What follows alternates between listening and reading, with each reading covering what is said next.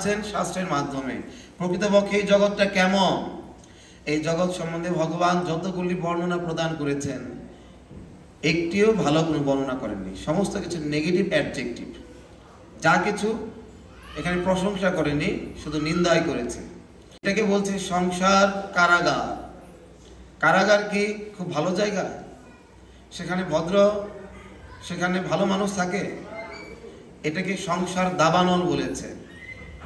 দাবানল যেরকম জ্বলে উঠে, একই রকম একটু না চাইতেও বনে কে আগুন ধরিয়ে দেয়, কেউ আগুন ধরিয়ে দেয়, না চাইতেই এই আগুনটা ধরে যায়।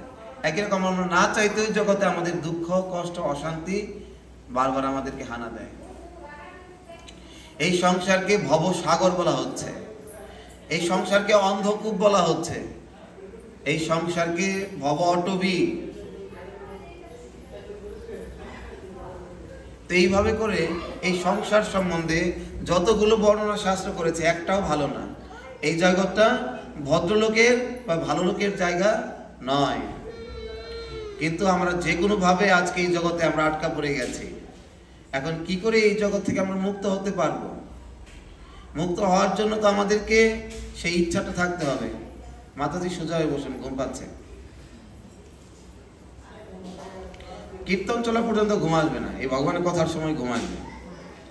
কারণ এই কথাতেই এই মায়ার সমস্ত কলির প্রভাব থেকে মুক্ত হওয়া যায়। তাই কলি সবচেয়ে বেশি শক্তি খাটাবে ভগবানের কথার সময়, যাতে না শুনতে পারে। কোনোভাবে যদি কথাটা কান পর্যন্ত যায়, হৃদয় পর্যন্ত যাতে না যায়, তাহলেই তো এরা আমার দাসত্ব বাদ দিয়ে ভগবানের দাসত্ব গ্রহণ করবে। এর জন্য কি কথা বলছে? তো এর জন্য এই জগৎটা সম্বন্ধে যা কিছু বলা আছে এটা খুবই ভয়ঙ্কর একটি জায়গা। এখন যদি আমরা না বুঝতে পারি এটা কেমন ভয়ঙ্কর, তাহলে যতই বোঝানো হোক না কেন আমরা এখান থেকে এই স্থান থেকে বাঁচার চেষ্টা করব না। তাই আগে বোঝা প্রয়োজন এই জগৎটা কেমন ভয়ঙ্কর, কতখানি বিপদসংকুল। তো শাস্ত্রে বলা হয়েছে এই জগতে আমাদেরকে 7 প্রকারের কষ্ট আজীবন ভরে দেওয়া হচ্ছে। আদি দৈবিক, আদি ভৌতিক, আধ্যাত্মিক, জন্ম, মৃত্যু, জরা এবং ব্যাধি। এই 7 প্রকারের যন্ত্রণা প্রতিনিয়ত আমাদেরকে প্রদান করা হচ্ছে। এই 7 প্রকার যন্ত্রণার বর্ণনা যদি আমি করতে যাই তাহলে সারা দিন রাত চলে যাবে এটা বর্ণনা করতে। শুধু আমি 1 প্রকার যন্ত্রণার কথা বলছি, 7 প্রকারের মধ্যে 1 প্রকারের বর্ণনা দিচ্ছি, সেটা কি? মৃত্যু। এই মৃত্যুটা কেমন? এই মৃত্যুটা হচ্ছে অত্যন্ত ভয়ঙ্কর একটা অবস্থা, ভয়ঙ্কর একটা অভিজ্ঞতা।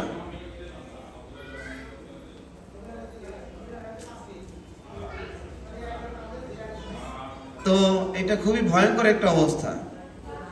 তো আমরা যদি অপরিহার্য, আনঅ্যাভয়েডেবল, এটাকে আমরা চাইলেই কেউ বাদ দিতে পারবো না, আমাদের জীবনে অবশ্যম্ভাবী আসবেই। আর এটা খুব ভয়ঙ্কর একটা পরিস্থিতি। মৃত্যু কি? মৃত্যুই সর্বৈশ্চ হরণম। মৃত্যু হচ্ছে তা যা আমাদের জীবন থেকে সমস্ত কিছু হরণ করে নেয়। আমাদের জীবনে সবচেয়ে প্রিয় বস্তু যা অনেক কষ্ট করে লাভ করেছি, মৃত্যু আমাদের কাছ থেকে সবকিছু হরণ করে নেবে। কতখানি হৃদয় বিদারক সেটা। আমাদের সবচেয়ে কাছের বস্তু এই দেহটা, সেটাও কেড়ে নেবে। এই প্রিয় গৃহটা, সেটা কেড়ে নেবে। এইভাবে করে সমস্ত কিছু আমাদের কাছ থেকে কেড়ে নেবে। কতখানি ভয়ঙ্কর এই মৃত্যু। শুধু তাই না, এই মৃত্যুর সময়টা কি ঘটে শাস্ত্রে বর্ণনা করেছে। আমরা কেউ তো জানি না মৃত্যুর সময় কি ঘটে, শুধু দেখছি সে শুয়ে আছে, হঠাৎ করে চলে গেল, এতটুকুই না, অনেক কিছু ঘটে মৃত্যুর সময়। আমাদের সবার মৃত্যু হবে তো? কার কার মৃত্যু হবে একটু হাত তুলুন।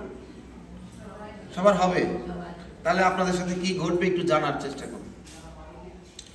সেখানে ভাগবতে বলা হচ্ছে কি, প্রাণ প্রয়াণের সময়ে কফবাত পিত্তই কৃষ্ণ তদীয় পদ পঙ্কজ পঞ্জরন্তম অদ্বৈব বিশতুমে মানস রাজহংস। সম্রাট কুলশেখর সারা পৃথিবীর সম্রাট হবার পরেও তিনি কি বলছেন? এই পূর্ণ যৌবন সম্পন্ন অবস্থায় তিনি বলছেন, হে কৃষ্ণ, আমি চাই এই মুহূর্তে যেন আমার মৃত্যু হয়। আমার মনরূপ রাজহংস তোমার চরণরূপ সরোবরে এখনই যেন ডুব দেয়। আমি জানি না বৃদ্ধ অবস্থায় মৃত্যু হলে আমার কি হবে। আমি এখন তোমাকে সহজে অনায়াসে স্মরণ করতে পারছি। আমি সেই মুহূর্তে স্মরণম কুত হস্তে কি করে স্মরণ করব? কারণ বৃদ্ধ অবস্থায় মৃত্যু যন্ত্রণা আমার জানা নেই, কিন্তু আমি শাস্ত্র থেকে সাধুমুখে যতটুকু শুনেছি সেটা অত্যন্ত ভয়ঙ্কর, তীব্র যন্ত্রণাদায়ক। কি হয় সেই সময়? প্রাণ প্রয়াণ সময়ে কফ বাত পিত্ত। প্রাণ যখন উৎক্রমণ হবে তখন তিনটা জিনিস হবে। এক নম্বর হচ্ছে কফ, দ্বিতীয়ত হচ্ছে বাত, তৃতীয়ত হচ্ছে পিত্ত। কফ, কফ দিয়ে কি হবে? কণ্ঠ অবরোধন বিধ, আমাদের কণ্ঠ অবরুদ্ধ হয়ে যাবে, আমাদের কণ্ঠ বন্ধ হয়ে যাবে, তখন আমরা শ্বাস নিতে পারবো না, আমাদের দম বন্ধ হয়ে যাবে। 1 মিনিট যদি আমরা শ্বাস না নিতে পারি তার কেমন যন্ত্রণা। 1 মিনিট যদি না নিতে পারি, আর মৃত্যুর সময় আমাদের শ্বাস না নিতে পেরে আমরা দাপড়াতে দাপড়াতে কাতরাতে কাতরাতে আমাদের মৃত্যুবরণ করতে হবে।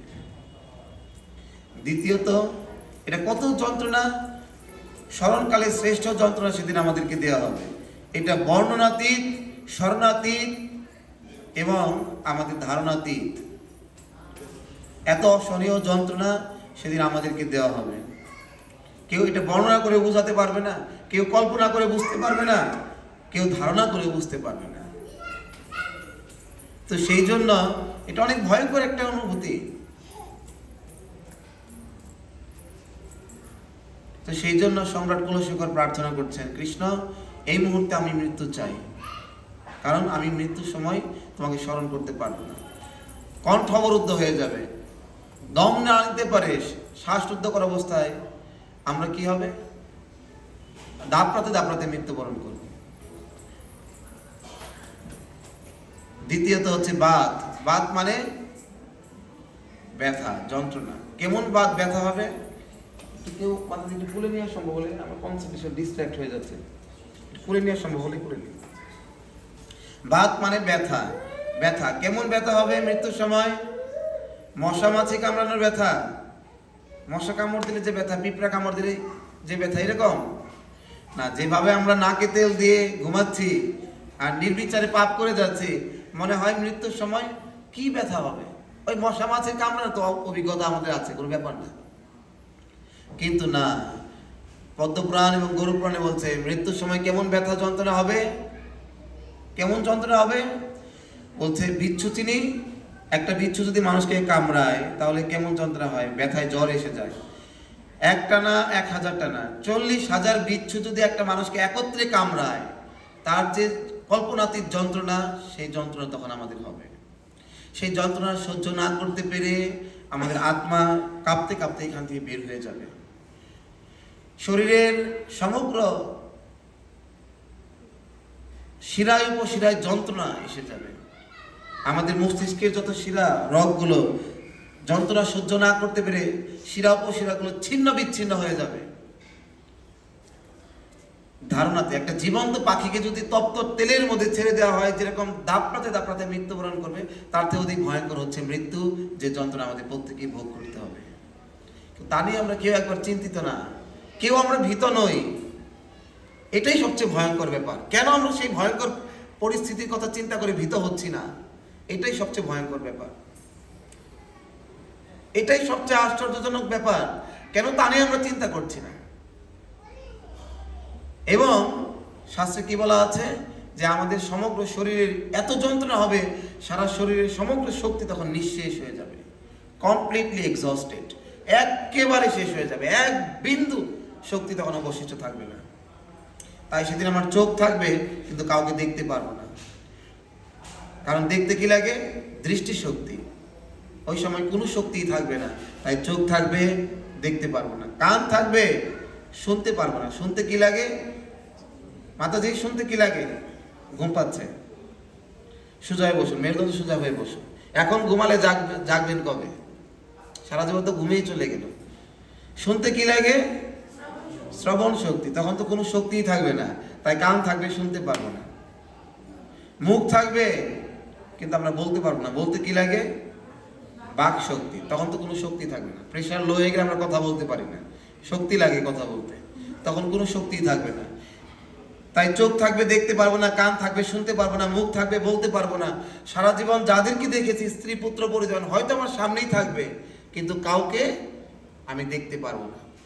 সে আর লালন এক ঘরে রয় লক্ষ যোজন দূরে। এক ঘরেই থাকবে কিন্তু যেন লক্ষ যোজন তারা দূরে, কাউকে দেখতে পাচ্ছে না কেন, কোথায় চলে গেল সবাই। সবাই বলবে বাবা বাবা, মা মা, বলে হরে কৃষ্ণ হরে কৃষ্ণ, চিৎকার করে বলবে, কিন্তু বাবা মা কিচ্ছু শুনতে পারবে না। কারণ শুনতে কি লাগে? শ্রবণ শক্তি। তখন তো কোনো শক্তি থাকবে না, তাই কান থাকবে, শুনতে পারবে না।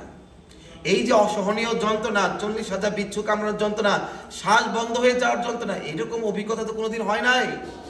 এরকম অবস্থায় কি করবে? সে চিৎকার করে পুত্র সন্তানকে ডাকার চেষ্টা করবে। সারা জগৎটা অন্ধকার হয়ে যাবে, কিছু দেখতে পাবে না, অন্ধকার হয়ে যাবে এবং কিছু শুনতে পারবে না কানে, তাই নিস্তব্ধ হয়ে যাবে। সারা জগৎ অন্ধকার, নিস্তব্ধ নিস্তব্ধ, আর ভেতরে ঝড় উঠে যাবে, যন্ত্রণা বেদনার ঝড়। তোমার ঝড় উঠিবে হৃদাকাশে, ভাঙবে ও ঘর ঘূর্ণি পাকে, ঘূর্ণিঝড় শুরু হয়ে যাবে, অসহনীয় যন্ত্রণা। এইরকম ভয়ে যখন আমার সবচেয়ে আপন জনদেরকে ডাকার চেষ্টা করবো, না কাউকে দেখতে পাবো, না কারোর ডাক শুনতে পাবো, তো এইরকম একটা অবস্থায় যন্ত্রণায় দাপড়াতে দাপড়াতে, কাতরাতে কাতরাতে এই ভয়ঙ্কর জগৎ আমাদেরকে ছাড়তে হবে। এখানেই শেষ না, সেখানে সারা জীবন যাদেরকে দেখেছি তাদের কাউকে দেখতে পারবো না, আর কোনোদিন কাউকে যাকে দেখি নাই সেই ভয়ঙ্কর করাল দন্ত বিশিষ্ট বিভৎস মূর্তি আমার সম্মুখে উপস্থিত হবে। সেটা কে? যমদূত। আমাদেরকে টেনে হিঁচড়ে সেখান থেকে নিয়ে যাবে। আমরা ভাবলি মরে গেলেই শান্তি পেয়ে গেলাম, মরে গেলেই বেঁচে গেলাম, বলি না, মরলেই লিখে দিই নামের শেষে, নামের আগে স্বর্গীয়। মরলেই স্বর্গে যায় না, নরকে যায় না, স্বর্গেও যায় না, নরকে যায় না। মৃত্যুর পর ওই 12 দিন ওই আত্মাটা কি থাকে? এই বাড়ির চারপাশে থাকে 12 দিন পর্যন্ত। 12 দিনের দিন 13 দিন ওইখান থেকে 4 জন যমদূত আসবে। যমদূত এসে ওই আত্মাকে, সে যেতে চায় না, সে বাড়ি আত্মীয় পুত্র পরিজন, দেহটা হারিয়ে ফেলেছে, আত্মাটা ওইখানেই থাকে, তার মন বুদ্ধি অহংকার সূক্ষ্ম দেহ নিয়ে। তখন কি হয়? যেতে চায় না, 4 জন যমদূত এসে তাকে কাঁটাযুক্ত দড়িতে তাকে বেঁধে তাকে টেনে নিয়ে যায়। 12 দিন পর্যন্ত তার দেহ থাকে না। 13 দিনের দিন তাকে একটা দেহ দান করে, বায়ু দেহ।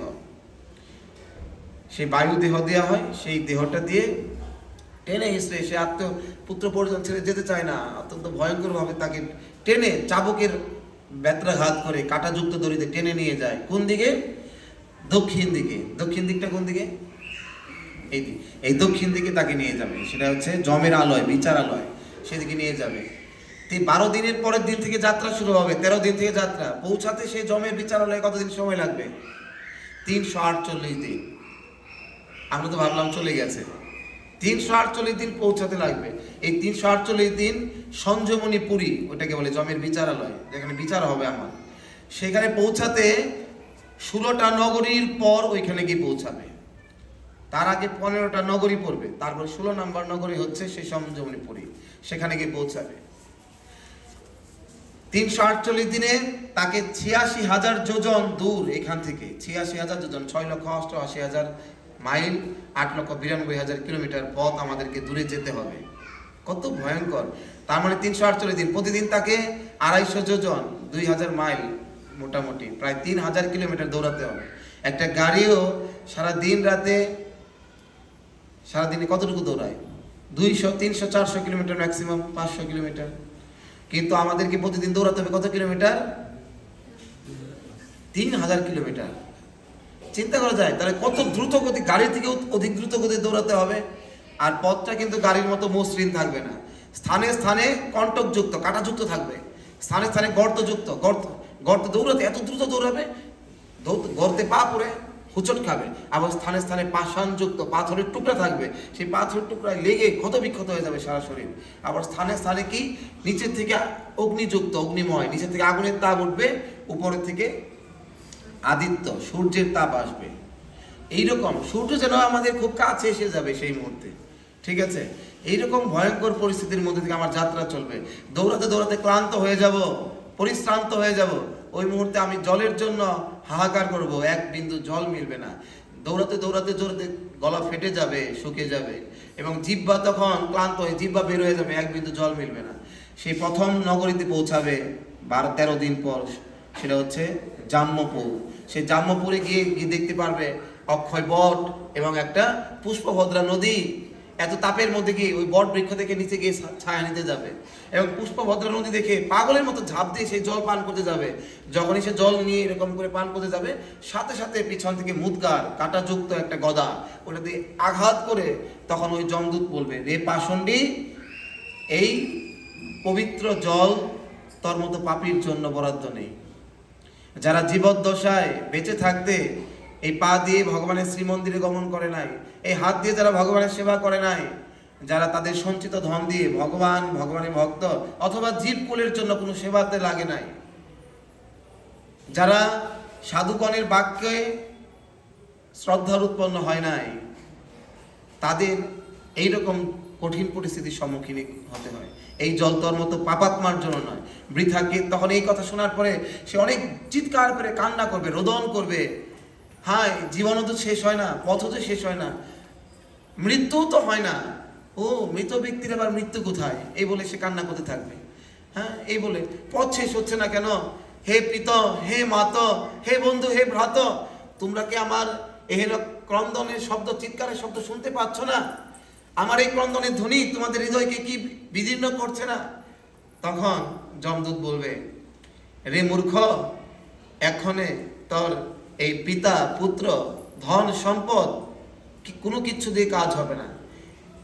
এই মুহূর্তে ধনবানের ধন কাজে আসবে না, বলবানের কোনো বল কাজে আসবে না, জ্ঞানবানের জ্ঞান কাজে আসবে না, রাজনীতিবিদের কোনো নীতি কাজ করবে না, প্রতাপশালীর কোনো প্রতাপ কাজে আসবে না। অসহায়ভাবে তোকে শাস্তি ভোগ করতে হবে। সুযোগ পেয়েছিলি মানব জীবনে, প্রতিজ্ঞা করে এসেছিলি ভগবানের কাছে, তোকে বিশ্বাস করে ভগবান এই মানব দেহটা দিয়েছিল, তুই মানব জীবন পাওয়ার যোগ্য ছিলি না, তোকে নরকে মজার কথা ছিল। ভগবান সুযোগ দিয়েছিল এই মানব জীবন দিয়ে তোকে এই পাপ ক্ষয় করে পুণ্য সঞ্চয় করে ভগবানের কাছে ফিরে যাওয়ার, কিন্তু সেটা তুই করিসনি। ভগবান বিশ্বাস করে তোকে মানব জীবন দিয়েছিল, আর তুই ভগবানের সাথে বিশ্বাসঘাতকতা করেছিস।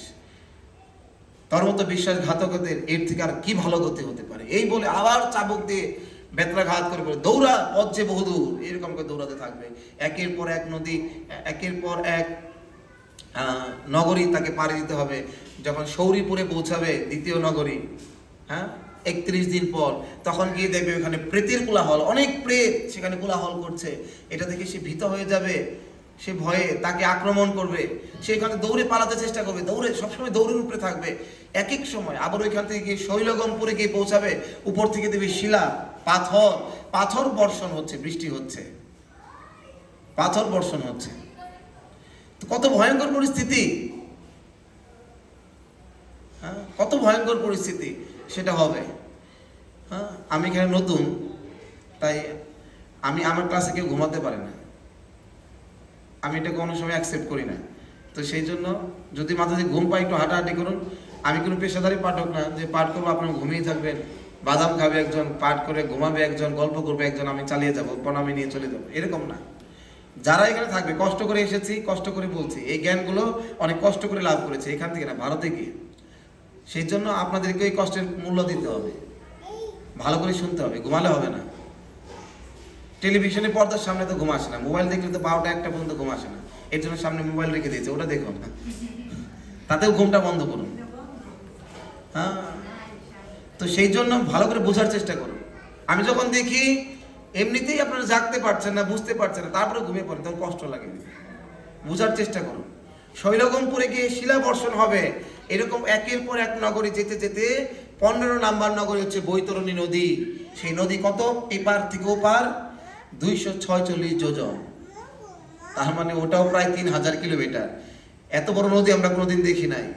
সেই নদীর জলটা হচ্ছে তপ্ত, শীতল না, এবং সেই নদীর জলটা কিরকম, রক্ত, পুঁজ, বমি, এরকম দিয়ে ভরা থাকবে। ওইটাকে পাড়ি দিতে হবে, তারপরে গিয়ে পৌঁছাবো সর্বশেষ নগরী কোথায়, সঞ্জীবনীপুরী। এখানে দেখতে পারবো এরকম আমার মতো 2জন 5জন না, কোটি কোটি এরকম পাপাত্মা ওই বিচারের ময়দানে বসে আছে, মাঠে বিশাল কোটি কোটি আত্মা মাথা নিচু করে, লজ্জায় মাথা নিচু করে বসে আছে। দূরে দেখবো আগুন জ্বলছে, স্থানে স্থানে আগুনের কুণ্ড, আগুনের আলোতে আলোকিত। খুব দূরে গিয়ে যখন দেখতে পারবো একজন সোনার সিংহাসনে, অত্যন্ত ভ্রুকুটি, কুটিলযুক্ত, কুটিল বদনা, বিভৎস রূপ সম্পন্ন, ভয়ঙ্কর, যার হাতে ডান পাশে গদা, বাম পাশে মুদগর, এরকম নিয়ে বসে আছে, তাকে সে দেখতে পাবে। তখন এক পাশে বসে আছে চিত্রগুপ্ত আর এক পাশে সুসেনগুপ্ত। চিত্রগুপ্ত, চিত্র মানে ছবি, গুপ্ত মানে গোপনে, যে গোপনে আমাদের সব ছবি তুলে রাখে, কি করলাম সব হিসাব দেবে। পাপের হিসাব একজন দেবে, আরেকজন পুণ্যের হিসাব দেবে। আর যমরাজ বিধাতা সবকিছুর হিসাব করবে, তার কি হলো কদ্দর কি হলো এরকম করে হিসাব দেবে। তাহলে বোঝার চেষ্টা করুন, পাপে ছাড়ে না বাপেরে, পালাইতে পথ নাই জম আছে পিছে। একটা পাপ থেকে মুক্তি লাভ করতে পারবো না, ঠিক আছে? For every action there is an equal and opposite reaction. প্রত্যেকটা ক্রিয়ার সমান এবং বিপরীত প্রতিক্রিয়া আছে। নিউটনের কথা, এটা গীতার কথা, গীতা থেকেও নিউটন শিখেছে, ঠিক আছে? As you sow socially live, যেমন কর্ম করবো তেমন ফল ভোগ করতে হবে। একটা থেকেও মুক্তি পাবো না, একটা থেকেও না। ইংরেজির কথা বলে, the mills of God grinds but it grind slowly. আমরা যখন জাতার মধ্যে এরকম তিল পিসাই না, ঘুরাই না, এরকম করে ঘোলাতে ঘোলাতে কিছু তিল আছে দূরে চলে যায়, ছিটকে দূরে চলে যায়। ওই তিল ভাবে আমি মনে বেঁচে গেলাম না, ওই যে মালিক যে ঘোরাচ্ছে তার হিসাব আছে, ওইখানে তিল গেছে ওইখানে, ওটা আবার নিয়ে একটু পরে আবার আমরা পাপ করে ভাবলাম কেউ দেখে নাই বেঁচে গেছি, না এই লোক এত পাপ করছে, কই এর তো কিছু হচ্ছে না, এই মনে বেঁচে গেল। একজনও ছাড় পাবে না, একজন না।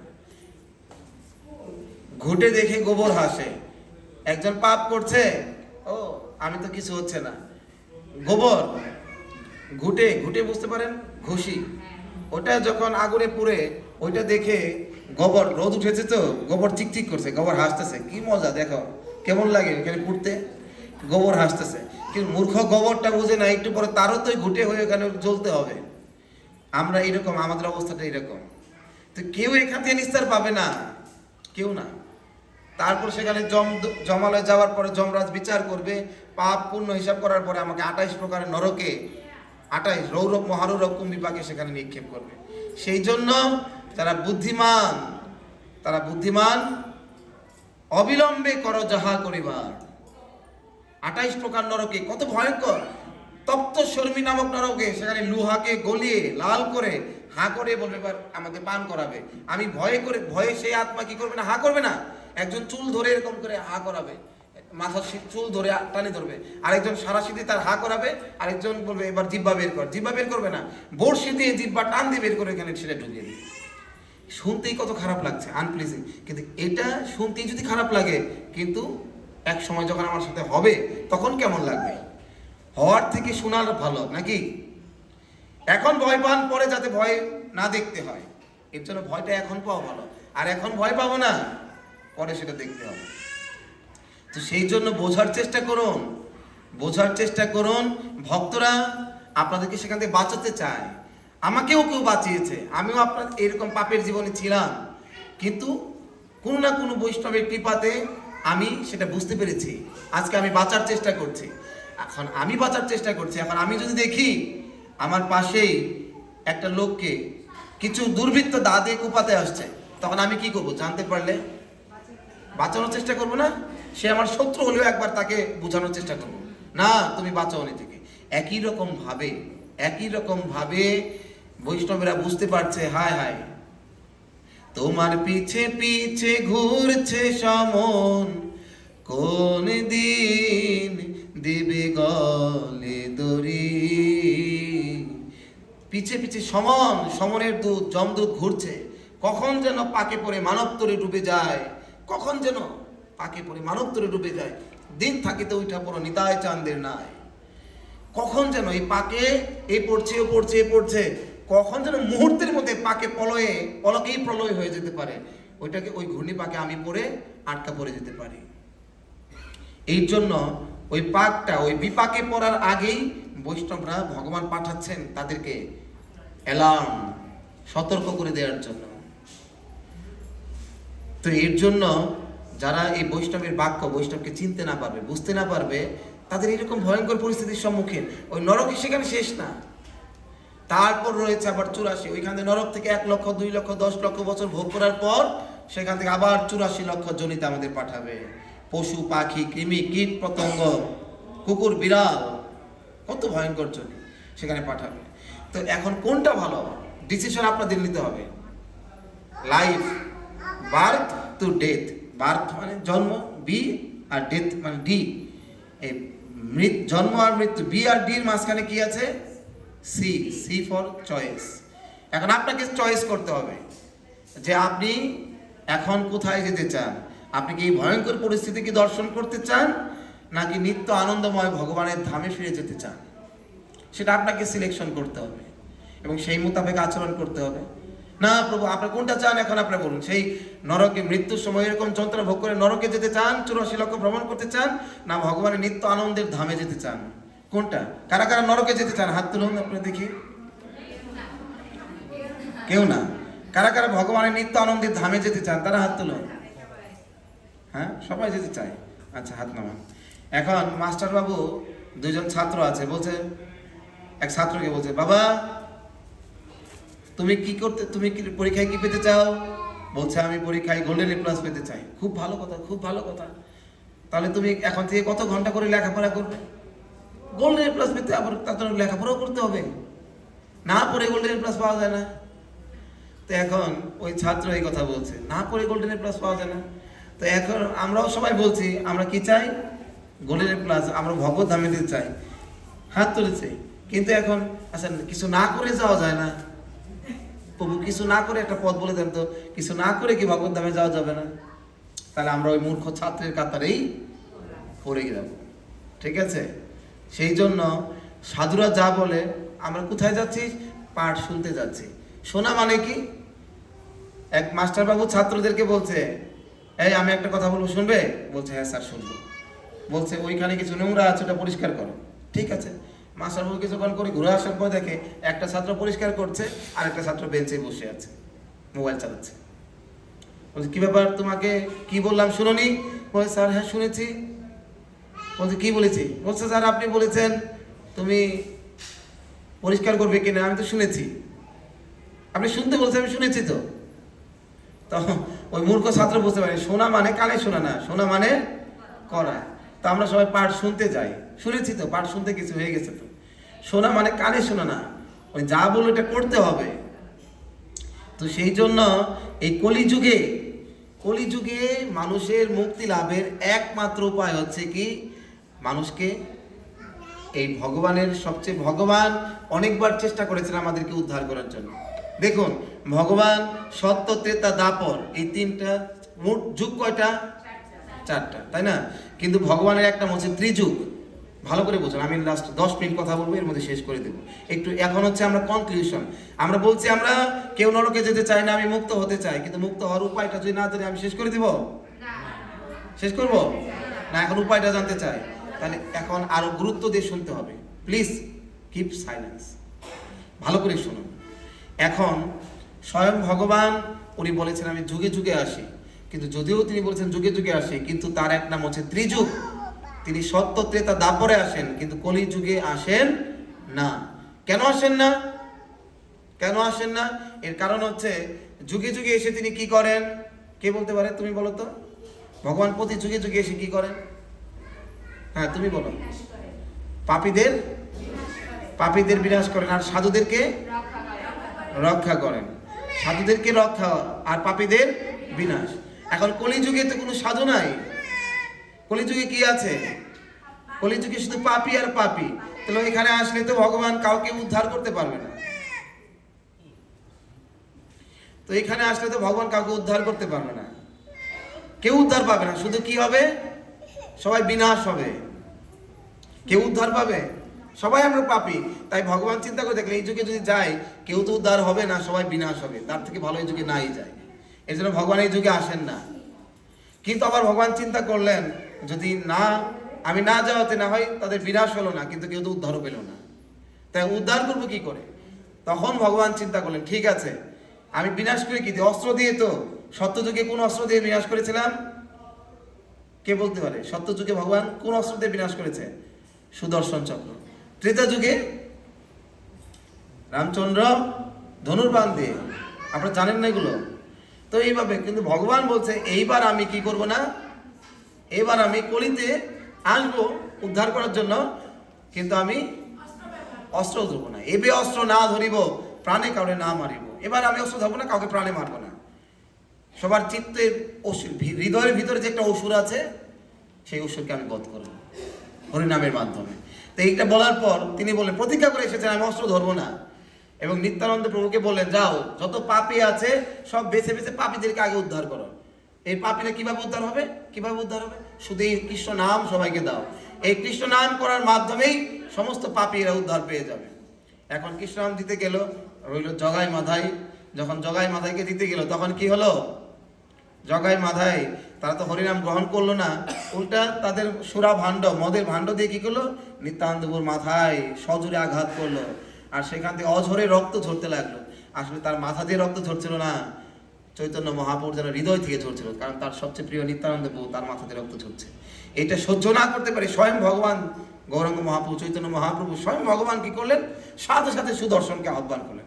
সুদর্শন কোটি সূর্য সমপ্রভম, কোটি সূর্যের সমান প্রভা যার শক্তি, সুদর্শনকে ডাকলেন। এই সুদর্শনকে দেখে এতদিন তো জগাই মাঝে ভাবতো এটা হচ্ছে নিমাই, আর এটা তো নিমাই না, সাক্ষাৎ ভগবান সুদর্শনকে ডেকে ফেলেছে, কি হবে এখন? তখন কি হলো? তখন সে ভিতর জড়সড় হয়ে গেছে। তখন নিত্যানন্দ প্রভু কি করলেন? চৈতন্য মহাপ্রভুর চরণে ধরে বলছে, প্রভু আপনি প্রতিজ্ঞা করেছেন অস্ত্র ধরবেন না, দয়া করে আপনি বলেছেন আপনি পতিত পাবন অবতার হবেন, পতিত উদ্ধারণ, পতিতদেরকে উদ্ধার করবেন, কাউকে অস্ত্রে মারবেন না।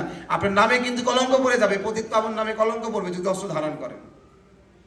বলছে না নিত্যানন্দ তুমি যাই বলো, আমি এই অন্যায়, আমি জগতের সমস্ত পাপ অপরাধ সহ্য করতে পারি, শুধু বৈষ্ণব অপরাধ সহ্য করতে পারি না। আর এই জগাই, এই মাথায় দুই ভাই দুর্বৃত্ত বৈষ্ণব অপরাধ করেছে, আমি সহ্য করতে পারি না, আমার পক্ষে ক্ষমা করা সম্ভব না। জগতে সব করতে পারলে একটা কাজ আমি করতে পারবো না, সেটা কি? বৈষ্ণব অপরাধ ক্ষমা করতে পারবো না। এই কথা বলার পর তখন ভগবান কি করলেন? তখন ভগবান পারবেন না, বলছে একমাত্র যেদিক দিয়ে কাটা নেমেছে সেদিক দিয়ে যে কাটা বের করতে হবে। তোমার চরণ অপরাধ করেছে শ্রীপাদ, তুমি যদি একে ক্ষমা করো। তখন নিত্যানন্দ প্রভু কি বললেন? প্রভু কহে, আমার সাথে বলুন, প্রভু কহে তোরা দু ভাই না করিস আর পাপ, জগাই মাধাই কহে আর না রে বাপ। তখন এই কথা যখন সুযোগ চৈতন্য মহাপ্রভু দিলেন, আর নিত্যানন্দ প্রভু বললেন তোদের দুই ভাইয়ের যত পাপ আছে সব পাপ আমি আমার মাথায় নিয়ে নিলাম, আর তোরা চিরকাল, চির তোদেরকে পাপ থেকে চির মুক্তি দিয়ে দিলাম। জগাই মাধাই এত পাপী, এই চিত্রগুপ্ত যে হিসাব লেখে রাখে, বলছে এই দুই ভাইটা আর লিখতে হবে না। মানুষ শাস্ত্র পড়ে পাপ থেকে মুক্ত হওয়ার জন্য, প্রায়শ্চিত্ত করার জন্য, আর এই দুই ভাই শাস্ত্র পড়তো কি করার জন্য? বলছে নতুন নতুন পাপ করার জন্য। কি কি পাপ আছে শাস্ত্রে বলছে? এই পাপ করলে ঘোরতর অপরাধ। বলছে ওই নতুন আরেকটা পাপ আছে, এইটা পড়ে তারা নতুন নতুন পাপ করতে। এরা খাতা লেখা বাদ দিয়ে দিয়েছে, বলছে যে পাপ লিখতে গেলে আমার নরকের খাতা শেষ হয়ে যাবে, কিন্তু পাপ শেষ হবে না। তারা পাপ লিখে শেষ করে দিয়েছে, কিন্তু কি করলেন? নিত্যানন্দ তাদেরকে ক্ষমা করে দিলেন। এই সুযোগ পেয়ে বলছে আর না রে বাপ, আর পাপ করবো না প্রভু। তখন নিত্যানন্দ, তার মানে দেখুন স্বয়ং ভগবান চৈতন্য রূপে এসে কত দয়া করেন, কাউকে অস্ত্র ধরবো না, কিন্তু তারপর চৈতন্য মহাপ্রভু এত যিনি দয়ার সাগর, তিনিও এই জগাই মাধাইকে উদ্ধার করতে পারলেন না। কে উদ্ধার করলো শেষে? ভগবানও পারলেন না। কে উদ্ধার করলো শেষে? নিত্যানন্দ প্রভু, যিনি স্বয়ং বৈষ্ণব চূড়ামণি। হরে কৃষ্ণ। তারপরে ভগবানও যাদের উদ্ধার করতে পারে না, তাদের একমাত্র ভরসা কে? বৈষ্ণব।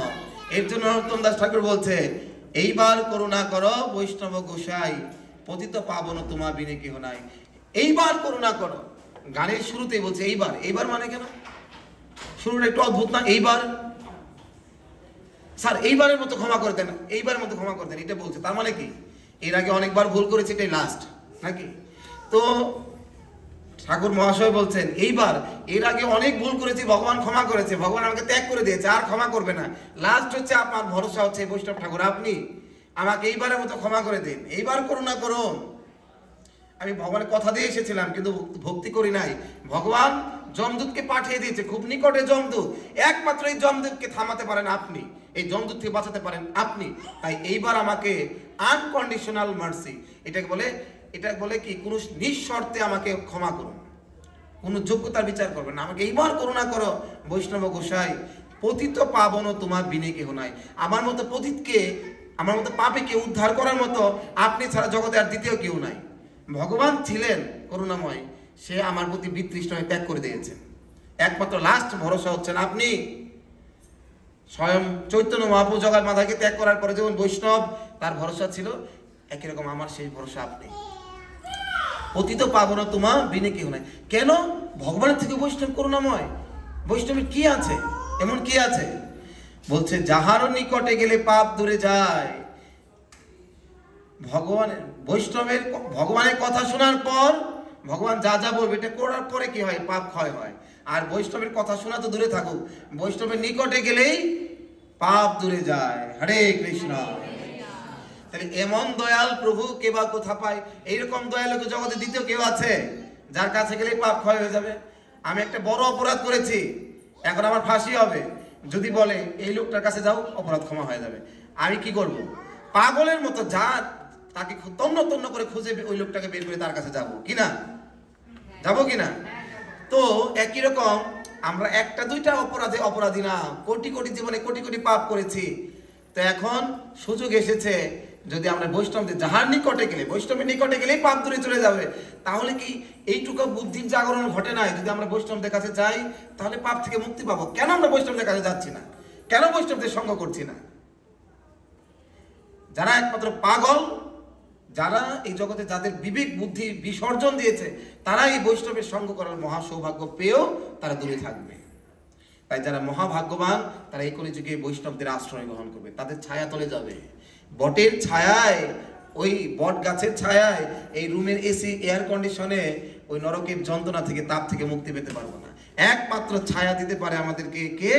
এই বৈষ্ণব গোসাই। পতিত পাবো না, আমার মতো পতিতকে উদ্ধার করে আপনি ছাড়া আর কেউ নাই। কারণ যার নিকটে গেলে পাপ দূরে যায়, এরকম দয়ালু কি জগতে কে আছে?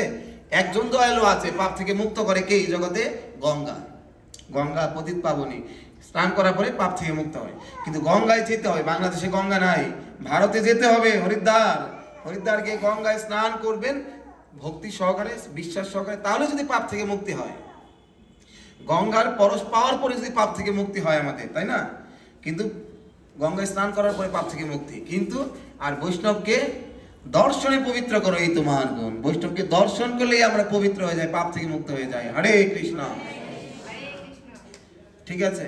তাহলে এইরকম যে বৈষ্ণব, তাহলে কার ক্ষমতা বেশি, গঙ্গার না বৈষ্ণব? আমি আরেকটু বলি, যেমন সারা পৃথিবীর সমস্ত পাপীরা গঙ্গায় গিয়ে তাদের পাপ ঢেলে দেয়, কিন্তু গঙ্গা তখন পাপ থেকে মুক্ত করবে কি করে? গঙ্গা তো পাপ নিতে নিতে পাপে জড়ো জড়ো হয়ে যায়, তখন গঙ্গা পাপ থেকে মুক্ত হয় কি করে? ওই বৈষ্ণব যখন গঙ্গায় গিয়ে স্নান করে তখন গঙ্গা পর্যন্ত পাপ থেকে উদ্ধার করে ফেলে। গঙ্গাকে পাপ থেকে উদ্ধার মুক্ত করে এই বৈষ্ণব।